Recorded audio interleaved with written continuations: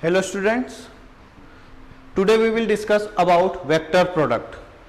In last class we will discuss about dot product, means vectors को हम to type से multiply कर सकते हैं. पहला है डॉट प्रोडक्ट जिसको हम बोलते हैं स्केलर मल्टीप्लिकेशन, और सेकेंड है वेक्टर मल्टीप्लिकेशन जिसको हम बोलते हैं क्रॉस प्रोडक्ट. क्रॉस प्रोडक्ट आपको रेयरली कभी आईएसओ फर्स्ट स्टेज में यूज होगा, ठीक है. मोस्टली ये सेकंड स्टेज और हायर लेवल पे ही यूज होता है, ठीक है. लेकिन कुछ सब्जेक्टिव टाइप में इसके ऑब्जेक्टिव आ सकते हैं, इसलिए हम उसको पूरा डिस्कस करते हैं, ठीक है. अब क्रॉस प्रोडक्ट कैसे करते हैं, ठीक है, वो अपन समझते हैं. देन उसके एप्लीकेशंस क्या है एंड उसकी लिमिटेशंस क्या है वो सब हम डिस्कस करेंगे, ठीक है. तो देखिए, मान लो हमारा ए वेक्टर है, कोई भी वैल्यू ले लेते हैं हम, i plus 2j plus 3k cap, ठीक है. ये ए वेक्टर है and second one is B vector. B vector कितना होगा, 2i plus 2j plus k, ठीक है. ये हमारा वेक्टर है A vector and B vector. Dot product आपको पता है आई का मल्टीप्लाई आई वाले कंपोनेंट से करते हैं. जैसे हम डॉट प्रोडक्ट तो थोड़ा सा रिवाइज कर लें. यदि हमें देखना है ए डॉट बी वेक्टर, ठीक है, तो कितना होगा, 2 प्लस 2 प्लस 2 इंटू 2 कितना होगा 4 एंड 3 इंटू 1 कितना होगा 3. तो ए डॉट बी की वैल्यू कितनी हो जाएगी 9, ठीक है. लेकिन हमें क्या करना है, क्रॉस प्रोडक्ट निकालना है, ठीक है. तो क्रॉस प्रोडक्ट के लिए आपको एक रूल याद रखना है. यहां पे लिखिए आई, एरो बना के जे कैप, यहां पे लिखिए आप के कैप, ठीक है, ठीक है. इस एरो का बहुत इंपॉर्टेंस है साइन देखने में, ठीक है.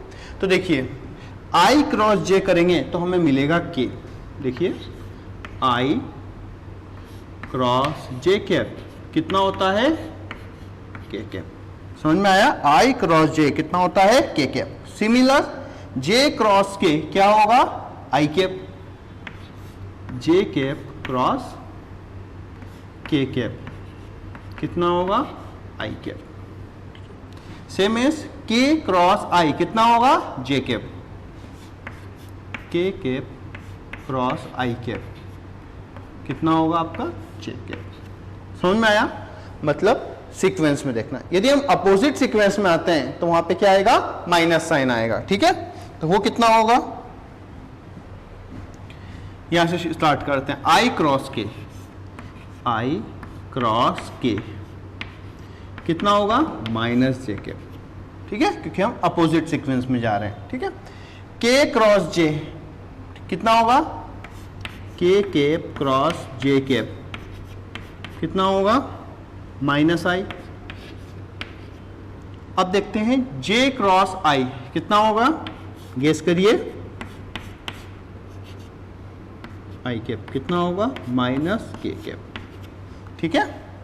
देन थर्ड वन इज, यदि हम आई क्रॉस आई कितना होता है 0 होता है, तो यहां पे लिख सकते हैं आई क्रॉस आई 0, जे क्रॉस जे वो भी कितना होगा 0 एंड के क्रॉस के वो भी कितना होगा 0, ठीक है. तो यहां पर आपको इजीली समझ में आ गया होगा कि आई क्रॉस जे और जे क्रॉस आई दोनों में डिफरेंस है, ठीक है. एक के कैप होगा, एक माइनस कैप होगा, ठीक है. तो इसलिए ये बात हमेशा ध्यान रखना है कि A cross B vector not equal to B cross A vector, ठीक है.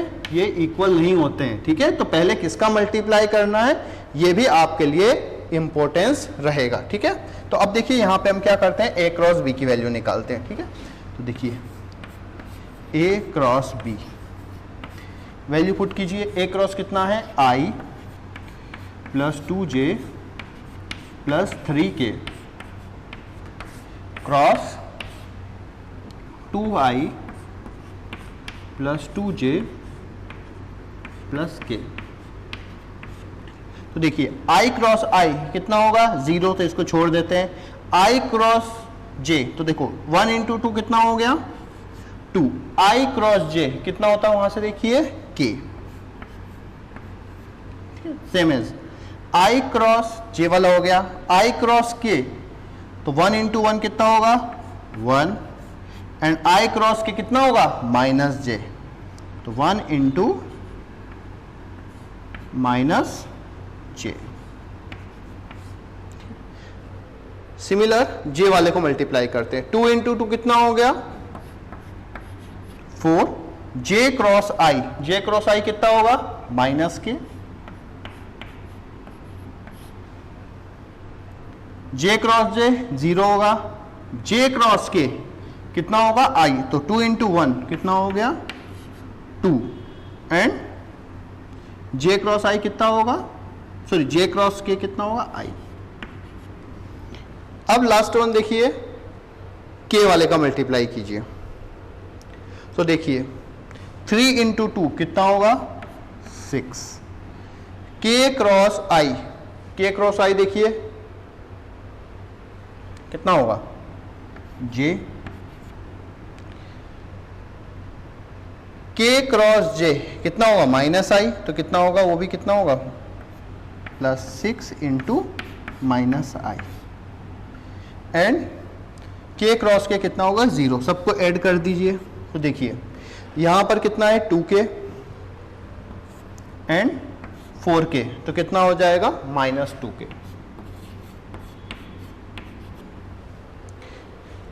फिर हम देख लिए जे को, यहां पर माइनस जे है और एक यहां पर 6j है, तो कितना हो जाएगा प्लस 5j, एंड i वाली वैल्यू को देखिए, यहां पर है आपका 2i माइनस 6i, तो कितना होगा माइनस 4i।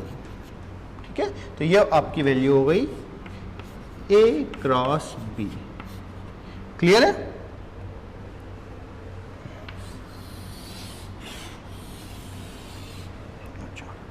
इसको हम रफ कर दे रहे हैं। अब हम डिस्कस करते हैं ए क्रॉस बी वेक्टर का डायरेक्शन क्या होगा। ठीक है, तो ये हमने लिया ए वेक्टर और ये हमारा है कोई भी बी वेक्टर। तो ए क्रॉस बी निकालने के लिए हम कौन सा हैंड यूज करते हैं, right hand thumb rule use करते हैं। ठीक है, तो ये आपका राइट हैंड आपको इस तरीके से स्ट्रेच करना है। ठीक है, ए वेक्टर की साइड आपको फिंगर्स रखना है। ठीक है, तो हम बोल देते हैं कोई भी सी वेक्टर हमें निकालना है जिसकी वैल्यू कितनी है ए क्रॉस बी वेक्टर के इक्वल है। तो ए वेक्टर की तरफ आपने फिंगर किया और बी को इन कर्ल फिंगर्स में लेना है। ठीक है, तो कर्ल फिंगर्स में हमने ले लिया। ठीक है, तो आपका थंब का डायरेक्शन कैसा आया, आउटवर्ड्स। तो आउटवर्ड्स मतलब इस साइड में है ना, आउटसाइड द प्लेन। तो ये जो आपका ये वाला जो डायरेक्शन है, ये कौन सा डायरेक्शन है, ए क्रॉस बी वेक्टर का डायरेक्शन है। क्लियर है? अब देखिए हम इस बोर्ड में एक्स और वाई डायरेक्शन बना सकते हैं लेकिन जेड डायरेक्शन नहीं बना सकते। जेड डायरेक्शन कौन से होगी, परपेंडिकुलर टू प्लेन। इसलिए हम यूज करते हैं एक क्रॉस। क्रॉस का मतलब होता है इनवर्स और एक होता है डॉट। डॉट का मतलब होता है आउटसाइड, आउटवर्ड्स, किसके, प्लेन के। ठीक है, तो यहां पर देखिए ए क्रॉस बी कहां है, ए क्रॉस बी मतलब सी वेक्टर का डायरेक्शन आउटसाइड द प्लेन आया। आउटसाइड द प्लेन आया मतलब हम यहां पे क्या लगाएंगे, डॉट। क्लियर, मतलब इसका जो डायरेक्शन होगा वो कैसा होगा, आउटसाइड द प्लेन। ठीक है, सेम एज दूसरा एग्जांपल ले, मान लो ए वेक्टर ये है आपका और ये है आपका बी वेक्टर। ए क्रॉस बी निकालो, ए वेक्टर की साइड आपको फिंगर्स करना है, अब बी को लेना है। यदि हम ऐसे कर्ल फिंगर्स करेंगे तो बी तो उसके अंदर नहीं आ रहा है तो हम इसको पलट देंगे। ठीक है, अब हमने क्या ले लिया, बी को कर्ल फिंगर्स में ले लिया। तो आपका जो थंब है वो कहाँ आया, इनसाइड द प्लेन। ठीक है, तो इनसाइड द प्लेन आया तो जो आपका सी वेक्टर है वो कितना है, ए क्रॉस बी वेक्टर। ठीक है, तो वो उसका डायरेक्शन कितना होगा, क्रॉस। क्रॉस मतलब इनसाइड द प्लेन, प्लेन के अंदर। ठीक है, तो इसे आपको देखना है क्रॉस प्रोडक्ट का डायरेक्शन। अब मान लो इस वाले एग्जांपल के लिए हम बात करते हैं। ठीक है, तो जो सी वेक्टर है वो कैसा है, इस प्लेन के परपेंडिकुलर है। अब इस प्लेन के परपेंडिकुलर है तो ये वाला एंगल भी कितना है, 90 डिग्री है, परपेंडिकुलरली है। और बी वेक्टर के साथ भी एंगल कितना है, 90 डिग्री है। मतलब हम ये बोल सकते हैं कि जो सी वेक्टर है वो परपेंडिकुलर होता है ए वेक्टर के। ठीक है, जो सी वेक्टर है वो परपेंडिकुलर होगा बी वेक्टर के। एंड अच्छा, a प्लस बी वेक्टर कितना होगा, a प्लस बी वेक्टर को यदि ऐड करते हैं तो रिजल्टेंट उनके बीच में आएगा, लेकिन रहेगा तो उसी प्लेन में, और ये जो c वेक्टर है वो कितना है, इस प्लेन के ही परपेंडिकुलर है, मतलब इस प्लेन में जितने भी वेक्टर्स होंगे सभी के क्या होगा, परपेंडिकुलरली होगा। जब मान लो इस प्लेन में हम कितने भी वेक्टर बना दें, जैसे आपका ये c वेक्टर है, ठीक है, अब आपने एक ये वेक्टर बना दिया, एक ये वेक्टर बना दिया, एक इधर वेक्टर बना दिया, लेकिन सभी के साथ उसका एंगल तो 90 है, मतलब इस a और b के प्लेन में जितने भी वेक्टर्स होंगे सभी के साथ c वेक्टर का एंगल कितना होगा, परपेंडिकुलरली होगा, ठीक है। तो यहां पे हम लिख सकते हैं कि जो c वेक्टर है, ठीक है, वो क्या होगा, all perpendicular to all vectors in, है ना, lies in the plane of A vector and B vector. ए और बी वेक्टर के प्लेन में जितने भी वेक्टर्स होंगे सभी के क्या होगा, परपेंडिकुलरली होगा, ठीक है। यदि हम इनको दोनों को ऐड करते हैं, ठीक है, कैसे भी ऐड करें या सब्ट्रैक्ट करें, हमेशा इस प्लेन के ही वेक्टर मिलेंगे, और प्लेन में ही वेक्टर मिलेगा तो सबके ये क्या होगा, परपेंडिकुलरली होगा। अब मन में एक क्वेश्चन उठ रहा है कि सर परपेंडिकुलरली है, चलो मान लिया, लेकिन हमें यहाँ पे कुछ समझ में आ रहा है कि परपेंडिकुलरली है या नहीं है, ऐसे तो नहीं समझ में आ रहा है। लेकिन हमने एक डॉट प्रोडक्ट में एक चीज पढ़ी थी, क्या पढ़ा था, रिवाइज करो, कि यदि कोई भी टू वेक्टर्स परपेंडिकुलरली होते हैं तो उनका डॉट प्रोडक्ट क्या होता है, जीरो होता है। मानते हैं इस बात को, मतलब यदि हम c डॉट ए वेक्टर करें और आंसर जीरो आ जाए, इसका मतलब है कि वो दोनों वेक्टर्स कैसे हैं, परपेंडिकुलरली है। चलो क्रॉस कर चेक करते हैं, ठीक है, यहां पे लिख दें, मतलब c vector dot A vector निकालते हैं, कितना होगा, चलो c वेक्टर कितना है हमारा, -4i प्लस 5j -2k, ठीक है, एंड ए डॉट वेक्टर कितना है, i plus 2j, i plus 2j plus 3k। चलिए डॉट प्रोडक्ट करिए, कितना होगा, -4 प्लस 10 -6, कितना हुआ, 0, ठीक है। मतलब c वेक्टर जो है वो परपेंडिकुलर है a वेक्टर के, because c vector dot a vector कितना मिला आपको, 0, क्लियर है, ये इसके इक्वल नहीं है, ठीक है, इसको हम इक्वल टू 0, ठीक है, मतलब c डॉट a वेक्टर कितना है आपका, 0 है, मतलब परपेंडिकुलरली है। अच्छा b के साथ करिए डायरेक्टली, आप शॉर्ट में देखिए, देखो 2 इंटू कितना होगा, 4 -8 प्लस 10 -2, तो c क्रॉस b वेक्टर भी कितना होगा, 0 होगा, मतलब उसके भी परपेंडिकुलरली है, ठीक है। तो यहां से हम देख सकते हैं कि जो आपका c वेक्टर होगा वो a और b के परपेंडिकुलरली होगा। अब इधर थोड़ा सा ध्यान दीजिए, जो फॉर्मूला होता है वहां पे डॉट प्रोडक्ट का क्या फॉर्मूला होता था, a vector dot b vector कितना होता है, a b cos थीटा, ठीक है।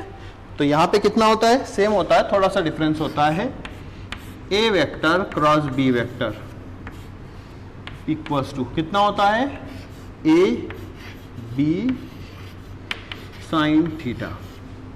अब a b साइन थीटा तो होता है, लेकिन यहां पे ये वाली वैल्यू कैसी है, वेक्टर क्वांटिटी है, कैसी क्वांटिटी है, ये वेक्टर क्वांटिटी है, लेकिन a भी क्या एक नंबर है, स्केलर क्वांटिटी है, b भी एक स्केलर क्वांटिटी है, और साइन थीटा तो एक नंबर होता है, मतलब वो भी स्केलर है।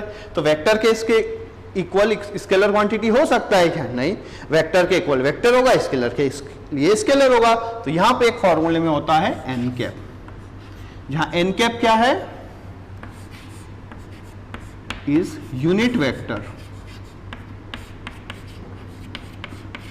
in the direction of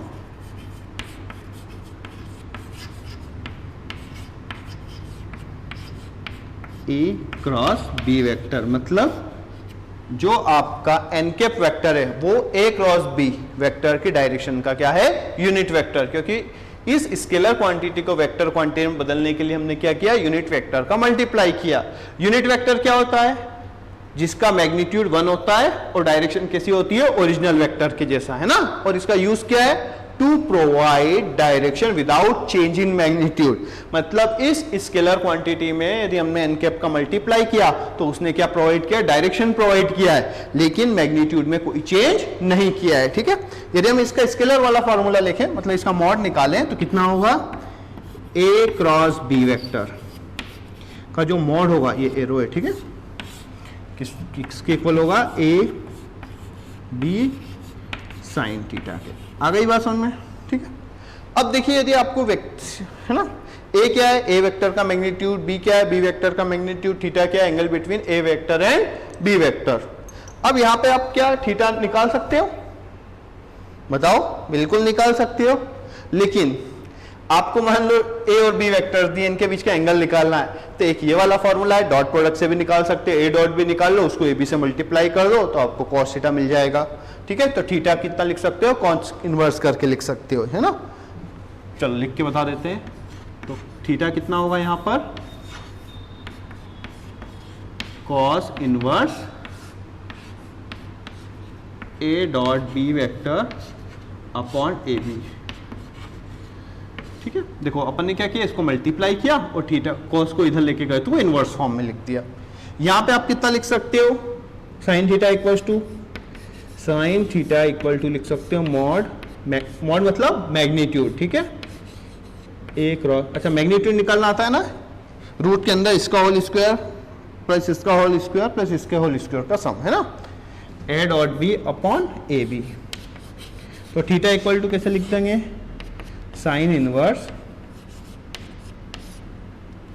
A cross B divided by A B, ठीक है। अब देखिए आप एंगल यहां से भी निकाल सकते हैं, यहां से भी निकाल सकते हैं, कौन सा मेथड इजी है, ऑब्वियसली ये वाला मेथड इजी है, डॉट प्रोडक्ट निकालना, ठीक है, बहुत इजी है। क्रॉस प्रोडक्ट निकालना रिलेटिवली मुश्किल है, बहुत मुश्किल नहीं है, ठीक है। अब लेकिन कौन सा यूज करेंगे, ये वाला, क्यों, इजी है, ठीक है, लेकिन एक और रीजन है, वो रीजन क्या है, गेस करो, ठीक है।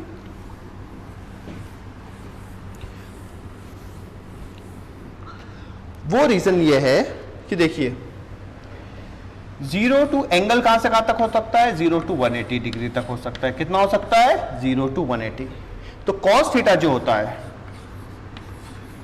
0 टू 90 कैसा होता है, पॉजिटिव होता है, और 90 टू 180 कितना होता है, नेगेटिव होता है। जबकि साइन थीटा कितना होता है, 0 टू 180 कितना होगा, पॉजिटिव ही होता है, ठीक है। अब इससे लॉस क्या है, यदि आपको आ गया साइन थीटा इक्वल्स टू 1/2, तो 1/2 कितना होगा, थीटा इक्वल्स टू कितना हो सकता है, 30 डिग्री भी हो सकता है और 150 डिग्री भी हो सकता है, ठीक है, दोनों ऑप्शंस है। लेकिन यदि cos थीटा इक्वल्स टू 1/2 है तो थीटा इक्वल्स टू ओनली ए की पॉसिबिलिटीज होगी, वो कितनी होगी, 60 डिग्री, और cos थीटा इक्वल्स टू -1/2 हुआ तो थीटा इक्वल्स टू कितना हो जाएगा, 120 डिग्री, ठीक है। तो यहां पर किसी सिंगल वैल्यूज के लिए सिंगल एंगल मिलेगा, लेकिन यहां पर कितने एंगल मिलेंगे, 2 एंगल मिलेंगे। तो फर्दर हमें और भी सॉल्व करना पड़ेगा, इसलिए हम ये वाला मेथड यूज नहीं करते हैं, कॉस वाला यूज करते हैं, ताकि हमें एक ही स्टेप में क्या मिल जाए, एंगल का पता लग जाए। क्लियर है।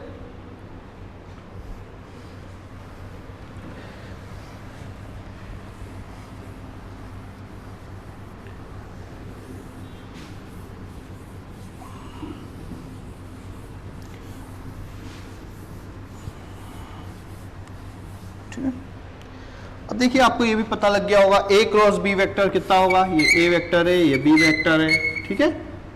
तो ए क्रॉस बी वेक्टर का डायरेक्शन कैसा होगा, आउटसाइड द प्लेन होगा। बी क्रॉस ए वेक्टर का डायरेक्शन उसके अपोजिट होगा, इनवर्स हो जाएगा, ठीक है। मतलब हम लिख सकते हैं ए क्रॉस बी वेक्टर जो होता है वो not equal to B cross A vector के, ठीक है। बट उनका मैग्नीट्यूड क्या होता है, सेम होता है, मतलब mod A cross B equals to mod of B cross A, ठीक है। अच्छा, ए क्रॉस बी और बी क्रॉस ए के बीच का जो एंगल होगा वो कितना होता है, 180 डिग्री होता है, ठीक है। मतलब ए क्रॉस बी यदि बाहर की तरफ है तो बी क्रॉस ए कैसा है, अंदर की तरफ है। क्लियर है। अब मान लो आपका एक क्वेश्चन आ गया, ठीक है, कि C vector equal to A cross B vector, ठीक है। तो आपको फाइंड करना है C dot A plus C dot B. तो बताइए आंसर कितना होगा, आंसर कितना होगा, 0, ठीक है। क्यों, क्योंकि सी वेक्टर ए वेक्टर के परपेंडिकुलरली होगा, परपेंडिकुलरली होगा तो डॉट प्रोडक्ट कितना होगा, 0 होगा। सी बी के परपेंडिकुलरली होगा, उसका भी डॉट प्रोडक्ट 0 होगा, तो आंसर कितना होगा, 0 होगा, ठीक है। तो इस टाइप से आपको ए क्रॉस बी और बी क्रॉस ए, ठीक है, निकालना आ सकता है। अब और जो आपको क्वांटिटीज दी हुई है ना, अब मोस्टली जो क्वांटिटीज होती है, ठीक है, यदि हमें स्केलर प्रोडक्ट चाहिए होता है, ठीक है, तो आप कौन सा डॉट प्रोडक्ट यूज करते हैं, और वेक्टर प्रोडक्ट चाहिए होता है तो हम वहां क्या यूज करते हैं, क्रॉस प्रोडक्ट यूज करते हैं, ठीक है। बाकी